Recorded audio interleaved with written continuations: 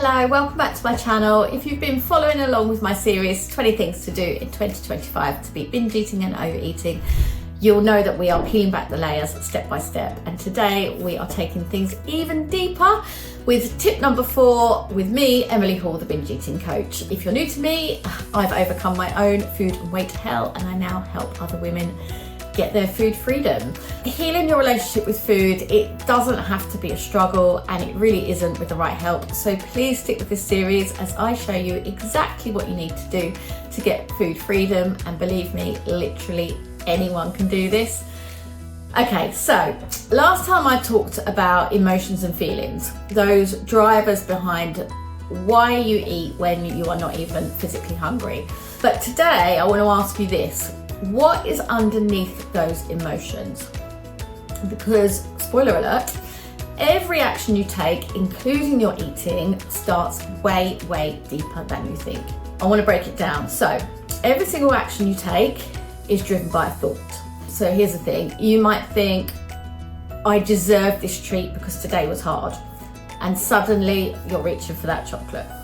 Or maybe it's something like, I can't handle this stress.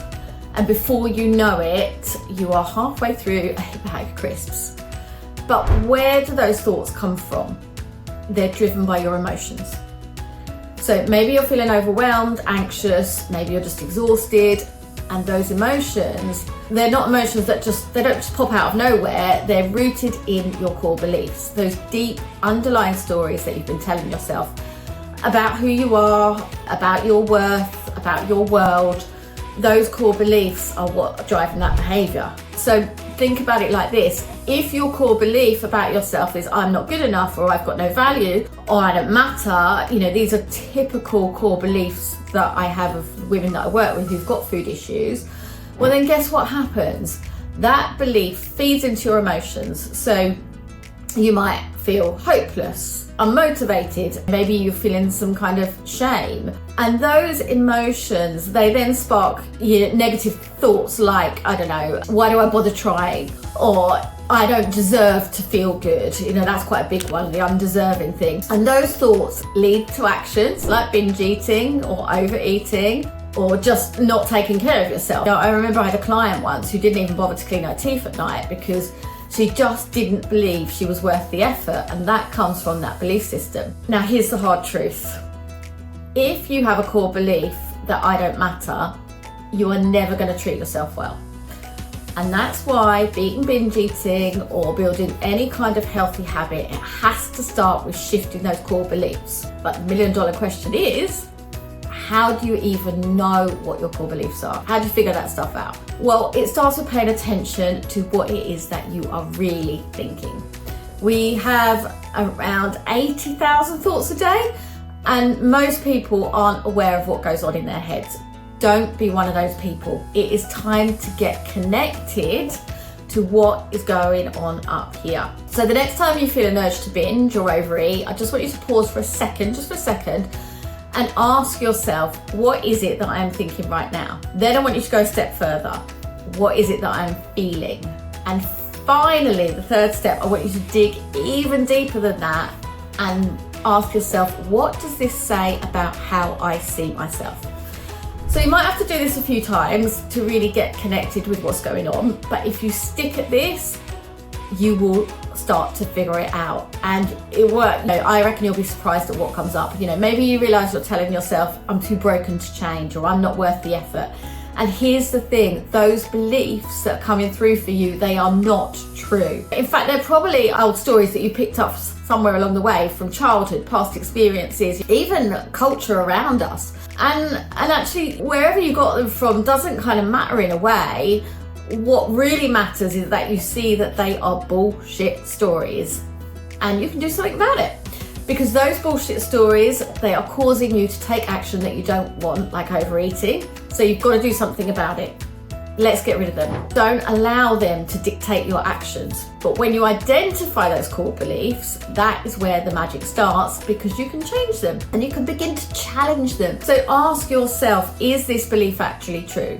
And spoiler alert, those negative beliefs, they are not true. They are bullshit stories. Ask yourself, where did it come from? Ask yourself, am I willing to still believe that crap that came from someone else, maybe even centuries down the line? Are you willing to keep that? And ask yourself, what would I rather believe instead? Maybe you want to replace I'm not good enough with something like I'm learning to take care of myself because I deserve to feel good. And I know this sounds super simple, but I promise you it is so, so powerful. But I also want you to know that you've got to be consistent with this. Changing your core beliefs is not about flipping a switch overnight. You can't just do that. It's about planting that new seed. Think of it like planting a new seed, and you water that seed every day, but you've got to water it many, many, many times a day. And this is where people go wrong. They give up. They don't keep watering that seed. And they give up and they're like, but nothing's changing. Because you've got to be consistent. You've got to keep on and on and on at this. And when you keep at it, over time, that new belief, I'm worthy of care, or I can learn to trust myself, that's going to start to grow. You're nurturing it. That little seed is coming up to grow. And when it does, honestly, your emotions, thoughts, and actions will follow. They have to follow. And trust me, when you start to change that belief system, you are going to feel so much better for it. So much better. For me, I have to say this was one of the hardest but most rewarding parts of my story. I had to let go of the old belief that I wasn't worth the effort, I wasn't worth it, and replace it with the truth that I matter. And once I started living from that belief, everything else, my habits, my relationship with food, my relationship with friends, boyfriends, my self-confidence, even my money situation, they all started to change for the better. So here's your challenge for today. So I want you to take 10 minutes just to sit quietly with yourself and write down one belief that you think might be holding you back. Then I want you to challenge it and ask yourself, is this true? Or is it a bullshit story? And guess what? It will be a bullshit story. But also ask yourself, what could I believe instead is actually going to be better for me? And if you're feeling super brave with this, I would love for you to share in the comments what the belief that you're working on. I really would. When you put it out there, it can be so freeing. And you never know who you might inspire as well. You know, lots of people watching these videos, so let's inspire some others. This work isn't easy, I know that, but it is so, so worth it, because when you start shifting those core beliefs, you are not just changing your eating habits, you are changing your entire relationship with you. And that is the real win. Okay, so that is it for number 4 in this series. Remember, this process is all about layers, and we are just getting started. We've got 16 more shortcuts to food freedom to go, so make sure you're subscribed and hit that notification bell so you don't miss out on what's next. You are doing amazing, and I am so proud of you for taking this time to show up for yourself. Take care, dig deep, and I will see you next time for number 5 of this series. You've got this, and bye for now.